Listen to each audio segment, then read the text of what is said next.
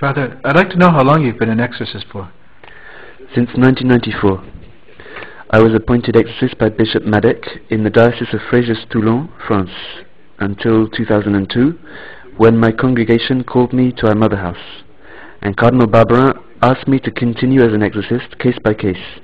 In other words, I'm not a diocesan exorcist, but I can receive certain people who are orientated by the Archbishop. And how does one become an exorcist? Is it a calling? How does it happen? The bishop appoints and chooses priests from among his clergy to exercise this responsibility. In other words, it's a delegation, because this responsibility falls first of all to the bishop, who is the diocesan exorcist. But because he can't do everything and take care of everything, he delegates the jurisdiction for this ministry to certain priests. So this is the first time this Marian festival has taken place. What do you think of this initiative? I think it's very important for the people of God, because it's one of the desires of Jesus crucified, that we take Mary into our homes. And therefore, in the people of God, it is necessary to respond to this desire of Christ, to know Mary better, in order to take her into our homes. Because it's a question of Jesus wanting to draw closer to us, to enter into intimate union with us, by having us enter into intimate union with Him through His mother. So it's very important to draw closer to Mary. It's really the key. Above all today, it's really the key to the Christian life. I think she's becoming more and more indispensable. And in the book of the Apocalypse, we are shown that she is crowned, which is what the dragon caricatures, the crown. It's because there's a mystery of divine government which today is confided to Mary. It's really amazing. The Father points us towards the Son by sending Him to us, and the Son points us towards Mary. How can you live in peace despite all the surely numerous battles you must go through? I'm protected by the prayer of the Church. I often say that there are Christians who pray and who get tired of praying because they don't feel like praying anymore. And I always say to them, but you don't realize that there are some people who are benefiting from your prayer. I benefit from the prayer of the whole Church. I know for sure because by myself I couldn't do it. And then it's also recommended to confide yourself to the prayer of contemplative religious sisters. So fortunately, in our religious family, we have the contemplative sisters who support me in prayer, and that's absolutely necessary. Are there several exorcists within the community of St. John, or are you the only one? No, there are several. Right now there are, apart from me, there are 2, 3, 4 other brothers who are exorcists. What you said about hypersensitivity is extremely interesting, all the more so for the fact that it's very contemporary.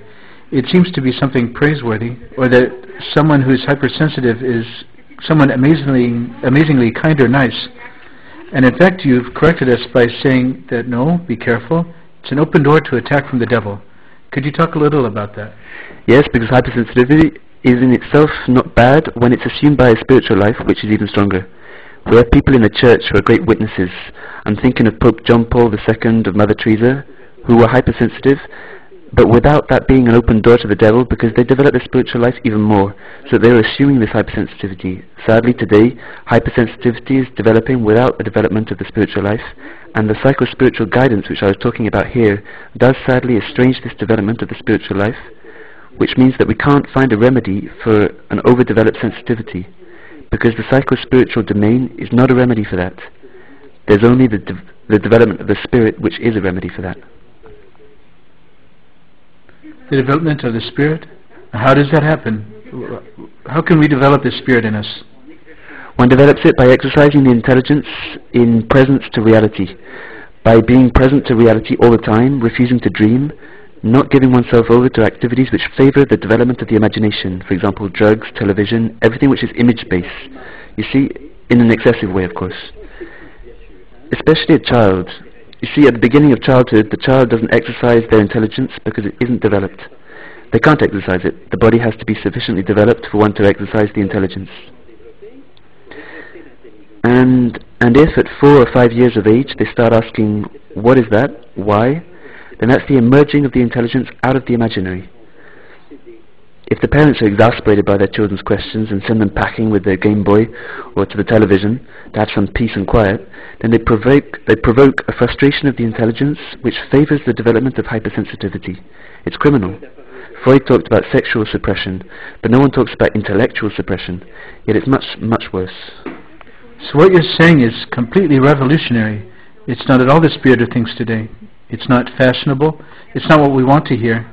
And at the same time, I think it's extremely important. Have you written any books about this kind of thing, for example, or written any works or essays?